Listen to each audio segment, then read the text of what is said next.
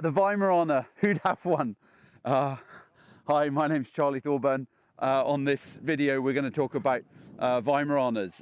They're not a dog we see very often. We see a lot of Vizslers, a lot of German short-haired pointers, a few wire-haired pointers, but we don't see many of these. I mean, I'd say in my whole time of doing this, 20 odd years, 25 years, I've only seen a handful of these guys come for sort of serious training. Now, so Darcy arrived here a few weeks ago. The day she arrived, she came in season, which seemingly was much earlier than expected, according to the owners, because we ask, is the dog due in season? Because if they are, we wouldn't generally want to take them on. It's not the end of the world with a young dog, because you can't predict when they come in season, but a slightly older dog like Darcy, who's already had a season, you would try and avoid it. If you've watched my Naughty Cocker videos, you will have seen that Bracken, who was the star of the videos, she came in season in the middle of her training. And it's always a worry that that causes a problem with their focus and things. All these HPR breeds, especially the lesser known ones, Weimaraner, Vizslers, Wirehead Vizslers, they're all quite highly strung. So going to a new environment like this with lots of dogs and different people can, always generally cause a bit of stress. So whenever we take a dog like this on, we always say, look, they're going to lose weight. First few weeks with us, they're going to lose weight. Not that they're not necessarily that they're not eating, just that they're stressed and they're worried. And that's just how it goes. It is what it is. I mean, we can't always, dogs can't always be happy. We can't always be happy. As long as they fairly quickly get out of it and become happy, then we're heading in a good direction. If you drop a kid off for boarding school, or you leave your family to go and work abroad on an oil rig or whatever, you're not kind of running through the airport skipping like some dance off Chitty Chitty Bang Bang. You're kind of like, oh God, I'm going to miss my kids. I'm going to miss my wife. I'm going to miss my kid's first word. I'm going to, these dogs are exactly the same. But yeah, Labradors, Spaniels, Golden Retrievers like Otto turn up here and they're like, cool, what's this all about? These guys don't. So we've got to spend a bit more time just bonding with them, giving them their time and their space. So Darcy here lost quite a lot of weight. She was in season. She was being fed 4 times a day. We're giving her lots of cuddles. She's now back. She's now back to good condition again. They're always a naturally thin dog, but we can't see her ribs anymore, which we could for a few weeks. But she's back on form and she's kind of, ready to go again. So where are we at with her? So we're basically doing her obedience work. Darcy, sit. Darcy, keep getting her focus. Heel. Heel. Hey. Trying to get that loose lead. Heel. That loose lead walking. Lots of turning and changing direction.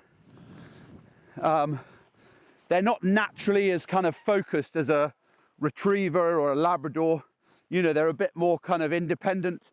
They're a bit more DIY. Lauren said to me yesterday that she was trying to give Darcy a cuddle and she felt like Darcy was like, oh, get off. And made Lauren laugh because she's got Poppy, the German short-haired pointer, who's exactly the same, depending on what mood she's in, depending on what day of the week. Now we've come out here, Darcy's just totally unfocused on me, having been quite focused on me over there. So what do? We've got to try and work at it. She just wants to eat bits of deer poo. She doesn't want to look at me. Darcy, heel. So I've got to try and be a bit more enthusiastic. Good girl. Ha, ah, ah, ah, ah, ah. Come on then. Sit. Sit. Quite quick off the mark. I've got to be doing things quite quickly. But if it doesn't work, I've got to revert back to somewhere I know. So we're going to just make a beeline back to the yard where there's the gravel, and we're going to do a bit of training with her in there, because she's just having a day where she's like, I'm not going to listen. Yesterday, I had her out yesterday, and she trotted around the field with me, looking at me, good as gold, happy as Larry. Today, she's like, bugger this, I don't want to do it, I want to do my own thing. And that's slightly the nature of the beast. That's partly her breed, partly just what it is with dogs. We get messages from people saying, oh, could you have my dog for the weekend and train it?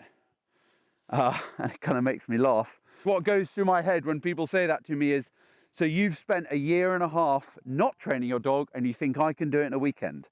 I mean, I wish I could help, but I can't. Rome wasn't built in a day, and dogs certainly aren't trained in a day. This is a process. This is a long ongoing process. People say to me, how long will you need my dog for? Well, if we're selling a ready trained superstar, fully trained dog like you've seen on some of our videos, we've got a lovely one called, a lovely dog called Pino who went last year, who's on one of our videos. And, you know, you want a dog like that, that's 18 months worth of training into a 20-month-old dog. That's what it takes us to kind of create a really good dog. So people see our dogs and they're like, oh, I want a dog like that. But I want you to have it for a few weeks and I'm going to miss it and I'm going to be on your case all the time wondering where it is and what it's doing. It's really tricky because I do totally understand owners want to know how their dog's doing. Darcy, she's just scratching because she's like, come on, I'm bored. I understand owners are like, oh, I want to, you know, I want to get my dog back. I want to see how she's doing. I'm missing them, etc. But you've also got to understand it's a bit like ringing the teacher 2 or 3 days a week saying, so how's Johnny doing in English? It's like you don't hear from your teacher unless there's a problem. Generally, you might get a sort of a report once a term. You might get a meeting with the teacher once a term, if you're lucky, but probably once a year. They might do some exams and then you see how they're getting on. But, you know, you slightly have to leave your kids in the trust of the teachers and let them get on with it and hear back from the kids. And if there's any problems, you hear back from the teachers. And dogs are sort of slightly the same. They're completely the same. And I guess we want to spend our time training the dogs, not sending pictures and videos to the owners. We try and do a bit of both, but our priority is training the dog and making sure the dog's well and happy and learning. And if there's a problem, we'll let them know. Now I'm going off on a bit of a rant here because I just want to make it clear to people because we're getting a lot of inquiries about people wanting us to train their dogs. You know, this is what we do and we love doing it and we want to help people, but you guys have got to all be realistic about how much time and effort has to go into, you know, working with these dogs. So if you haven't managed it for 18 months, you can't expect us to manage it in a few weeks' time. So we're going to go to the yard now and have a little go with Darcy in a kind of different environment with the gravel and things, and just get her back to focusing on me and being a little bit less kind of all over the place.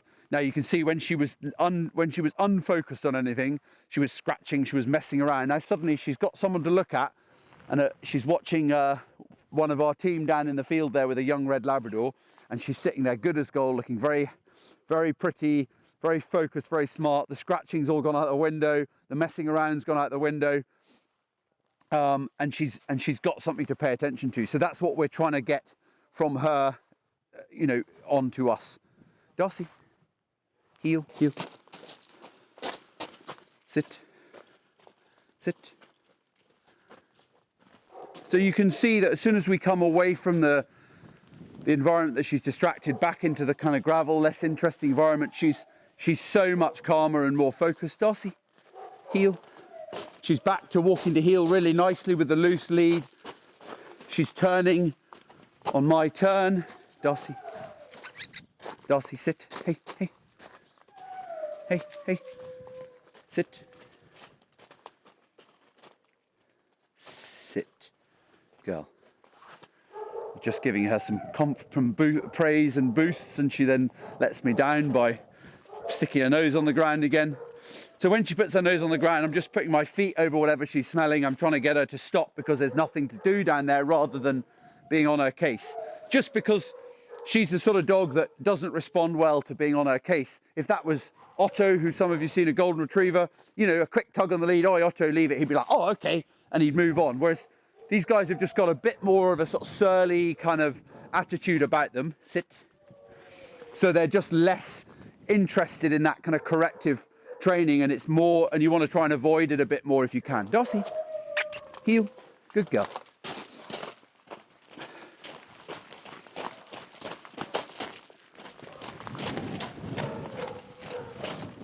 Now, someone sent me a video the other day, sit, of them with their Cocker Spaniel. They've been training for about 18 months. We've given them some help. they've spent a lot of time and effort watching all sorts of videos of ours and other people's. And he found a big double tennis court somewhere near where he lives, and he was doing his training on a tennis court. And he called the dog and he stopped her and he sent her for a retrieve. And he just used his noggin, he'd used his imagination, he'd found that environment that worked well for him. Because often people say to him on these videos, oh, we don't have that set up, we don't have that environment. He doesn't either. He doesn't have a great big, tennis court with fancy kind of whatever they put on the floor, tarmac or whatever it is. I don't even know, that sort of rubbery stuff.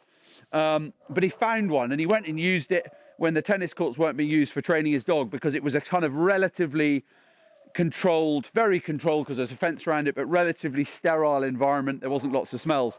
So that's the sort of thing you've got to do if you find that your dog is not focused on you in a interesting environment. You've got to go back and find something boring, and that's what we're very much doing with Darcy. So I'm just going to do some walking around the yard here, some more sitting, and then we'll call it quits with her. Darcy, because you look like you're about to fall asleep. Am I that boring? Heel.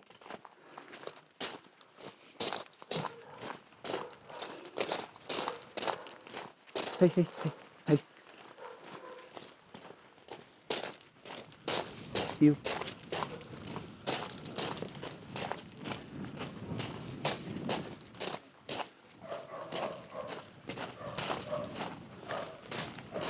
Heel. Hey, hey, hey. Now, Ash has come into the yard with another dog for a lesson, so I'm just using Ash as a little distraction, and you can see Darcy's quite keen to pull towards him, so I'm just showing her that that's not an option. Wherever she wants to go, I'm cutting across in front of her until she calms down and she comes back into my heel. Sit. So the whole point of this is I wanted to show you they're quite frustrating sometimes, dogs in general, but particularly some of these more unusual breeds. And everyone's heard of a Weimaraner. They're not that unusual, but they're not that common. The reason they're not that common is they're not that easy. They're not a straightforward dog. People go, oh, I want something different, and that's fine. Get what you like, but you have to kind of accept the circumstances. Now, Darcy's owners, I think, had a Weimaraner before who was much easier and much more straightforward than she is. They are all different, so you have to kind of just go with the flow. I'm finding her relatively frustrating today. Yesterday, she was great, and you have to kind of push through that frustration and work with them, and just try a bit harder. And as I always say, you get out what you put in. So if you keep going at it, it will come right. She's seen another dog down there, so she's focused again. It will come right, but you've got to be strong-willed and calm and push through with your training. Darcy. So you remember, get out what you put in, and we'll see you all next time. Come on, Darcy. Heel. Heel.